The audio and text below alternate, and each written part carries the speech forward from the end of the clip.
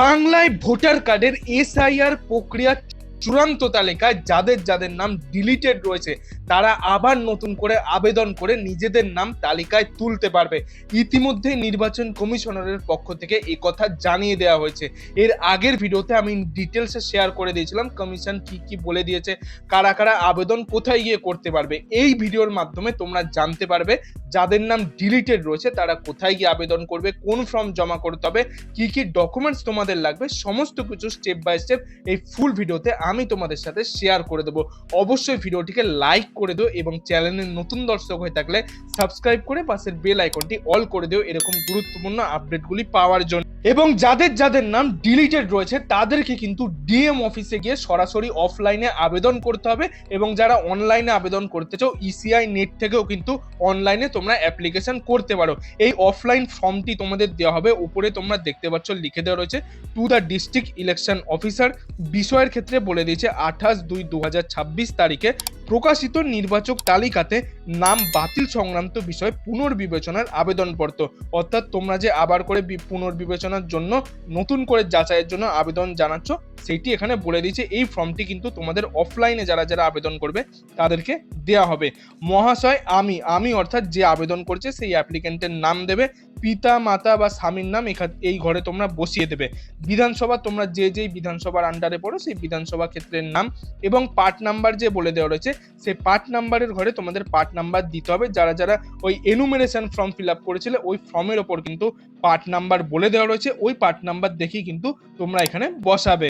16/12/2025 তারিখে প্রকাশিত নির্বাচক তালিকা অনুসারে আমার ক্রমিক সংখ্যা, অর্থাৎ যে খসড়া তালিকা প্রকাশিত করা হয়েছিল সেই খসড়া তালিকা অনুসারে ক্রমিক সংখ্যা লিখতে হবে।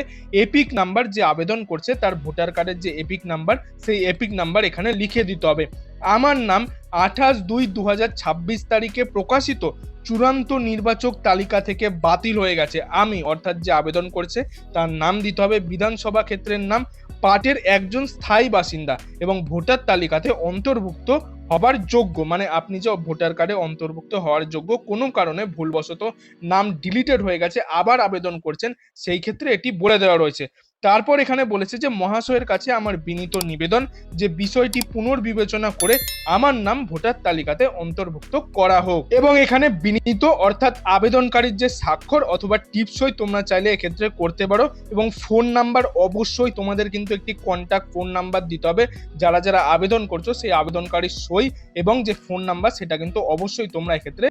এবং এই ফর্মে সাথে তোমাদের কোন কোন নথিপত্র জমা করাতে হবে সংযোজিত নথির ক্ষেত্রে বলে দেওয়া রয়েছে এনুমারেশন ফর্মের স্বপ্রত্যয়িত কপি, অর্থাৎ তোমাদেরকে যে বিএলওরা একটি এনুমারেশন ফর্ম স্ট্যাম্প মেরে সাইন করে দিয়েছিল সেই ফর্মের একটি জেরক্স কপি দিতে হবে, মাধ্যমিকের অ্যাডমিট কার্ড দিতে হবে, তার সার্টিফিকেট এবং আধার কার্ড ভোটার কার্ড এই সমস্ত ডকুমেন্টসগুলো কিন্তু এই ফর্মের সাথে সেলফ অ্যাটাস্টেড অর্থাৎ সেই জেরক্স কপির নিচে তোমাদের সিগনেচার করে তারপরই কিন্তু এই ফর্মের সাথে অ্যাটাচ করে জমা করাতে হবে। এবং এই ফর্মটি তোমাদের ডিএম অফিসে গিয়ে জমা করে দিতে হবে। তারপরেও যদি পুনর্বিবেচনা করার পর তোমাদের নাম আবার বাতিলের লিস্টে আসে অর্থাৎ ডিলিটেড আসে তাহলে কিন্তু তোমাদের পরবর্তীতে ফর্ম 6 এর মাধ্যমে নতুন অ্যাপ্লিকেন্ট হিসাবে ফর্ম ফিল আপ করে জমা করাতে হবে। এবং যারা অনলাইনে করতে চাও ইসিআই নেট অ্যাপ থেকে বা ওয়েবসাইট থেকে তোমরা সরাসরি অনলাইনে অ্যাপ্লিকেশন করেও জমা করাতে পারো। তো বন্ধুরা এই ছিল আজকের কিছু আপডেট। এই আপডেটটি যদি আপনার ভালো লাগে তাহলে একটি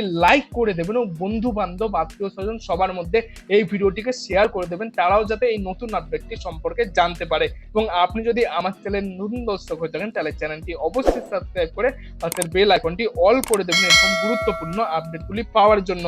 এতক্ষণ ভিডিওটি দেখার জন্য আপনাদের সবাইকে অসংখ্য ধন্যবাদ।